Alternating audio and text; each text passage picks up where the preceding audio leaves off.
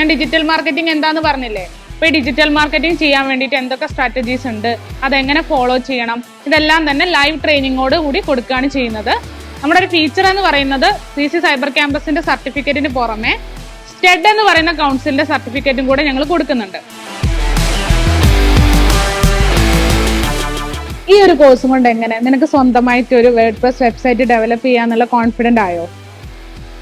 ഈ ഒരു കോഴ്സോടെ എനിക്ക് വേർഡ്പ്രസ്സിൽ എങ്ങനെ വെബ്സൈറ്റുകൾ ഉണ്ടാക്കണമെന്ന് മനസ്സിലായി. പിന്നെ പുതിയ പുതിയ കാര്യങ്ങളൊക്കെ പഠിക്കാൻ പറ്റി. ഈ കോഴ്സ് വളരെ ഹെൽപ്ഫുൾ ആയിട്ടൊരു സാധനമാണ്. എനിക്ക് ഇതിനെ പറ്റി ഒന്നും അറിയില്ലായിരുന്നു. ഇപ്പൊ അതിനകത്തുനിന്ന് നത്തിങ് ആയിരുന്നു, എന്തോ സംതിങ് കിട്ടിയ പോലെ ഇല്ലായിരുന്നു. ഇപ്പൊ വെബ്സൈറ്റ് ഉണ്ടാക്കാനായാലും അതിനകത്ത് ഇപ്പൊ ബ്ലോഗ് ആഡ് ചെയ്യാനായാലും ഇതിനൊക്കെ എക്സ്ട്രാ ഇതാക്കാനൊക്കെ പറ്റും.